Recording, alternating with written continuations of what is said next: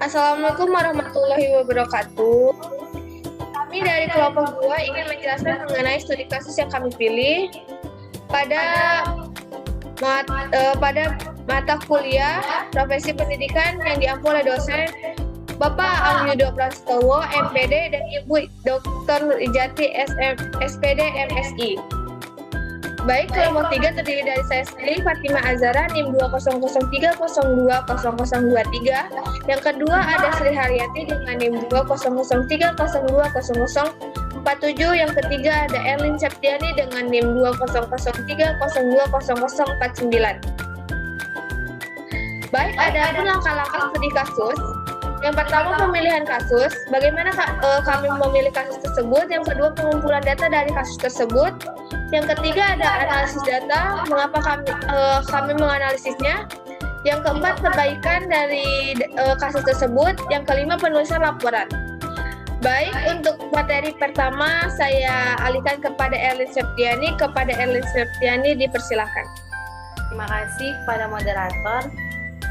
Identifikasi kasus. Jadi kasus yang kami identifikasi yaitu tak buat PR, kuping siswa dijepit stapler oleh guru. Next, langkah yang kedua yaitu pengumpulan data. Jadi kami mengumpulkan data bahwa seorang siswa mengalami pendarahan di bagian telinga karena di staples oleh gurunya. Gurunya mengatakan bahwa ia melakukan hal tersebut karena siswa tersebut tidak menyelesaikan pekerjaan rumah yang telah diberikannya. Saat sang ibu menjemput anaknya, ia baru mengetahui bahwa telinga anaknya yang sebelah kiri terluka. Lalu setelah sang anak menceritakan semua kejadian, sang ibu pun langsung melaporkannya ke kantor kepolisian terdekat.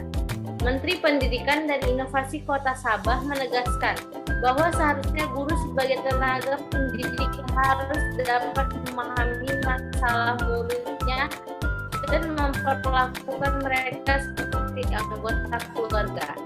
Next.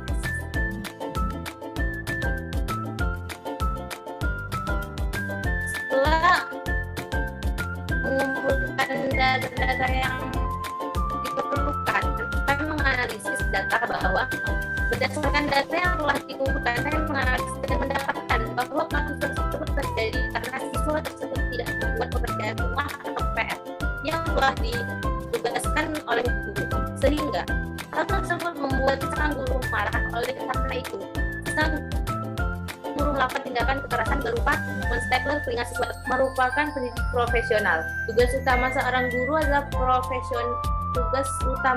yang profesional adalah membimbing dan mengarahkan siswanya. Yang kedua, kesalahan siswa. Dengan tidak membuat pekerjaan rumah, berarti siswa tersebut telah melakukan kesalahan berupa tidak melakukan atau melaksanakan tanggung jawabnya sebagai seorang siswa. Yang ketiga, itu temperamen guru. Kondisi emosional guru tidak stabil hingga tidak memikirkan dampak yang akan terjadi. Baiklah, sekian dari saya. Baik, terima kasih kepada Erlin Septiani. Untuk materi selanjutnya saya alihkan kepada Sri Haryati. Kepada Sri Haryati dipersilakan. Baik, terima kasih kepada moderator atas kesempatan yang telah diberikan. Di sini saya akan melanjutkan penjelasan dari teman saya Erlin Septiani, yaitu kemungkinan yang akan terjadi jika kasus tersebut dibiarkan saja.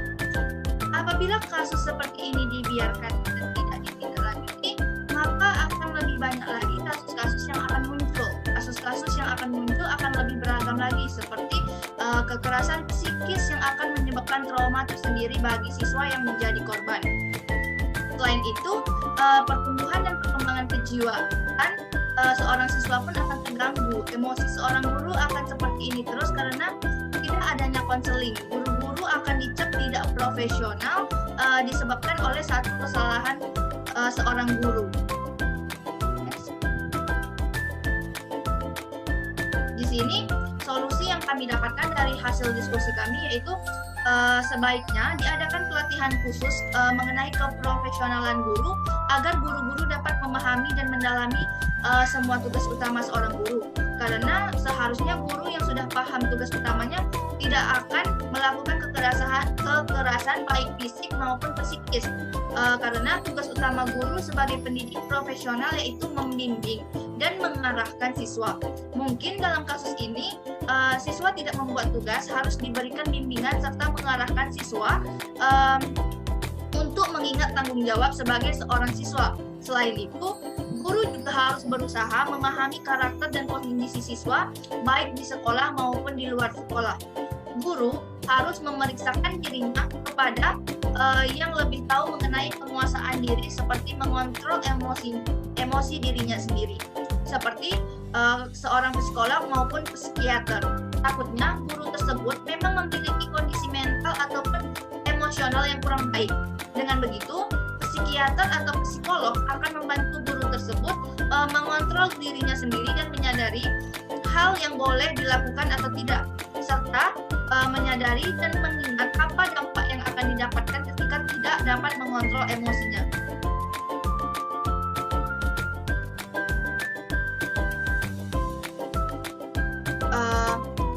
Di sini solusi yang disarankan untuk siswa dan orang tua siswa. Sebaiknya orang tua siswa membawa siswa tersebut untuk memeriksakan kondisi mentalnya, karena mungkin saja kekerasan yang dilakukan oleh guru tersebut menyebabkan trauma tersendiri bagi siswa.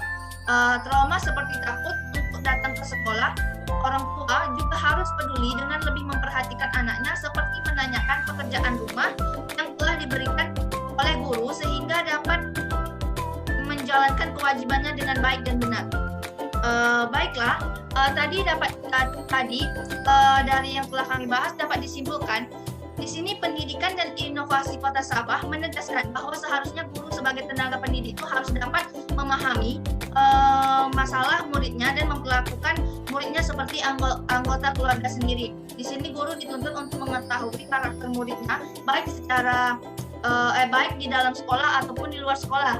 Dan solusi yang kami dapatkan tadi, sebaiknya untuk gurunya itu diadakan pelatihan khusus mengenai keprofesionalan guru, dan agar guru-guru itu dapat memahami dan mendalami semua tugas utama seorang guru. Di sini juga dalam kasus ini seharusnya siswa yang tidak membuat tugas itu dibimbing dan diarahkan atau dinasihati. Boleh dikasih hukuman, tapi hukumannya tuh yang masih dalam kata wajar, tidak seperti yang dalam kasus yang kami bahas. Baiklah, itu tadi kesimpulannya. Sekian dari saya kembalikan kepada moderator. Baik, terima kasih kepada Sri Haryati dan Erlin Septiani yang telah menjelaskan mengenai studi kasus kita yang kedua. Itu saja penjelasan dari kelompok 2. Sekian dan terima kasih.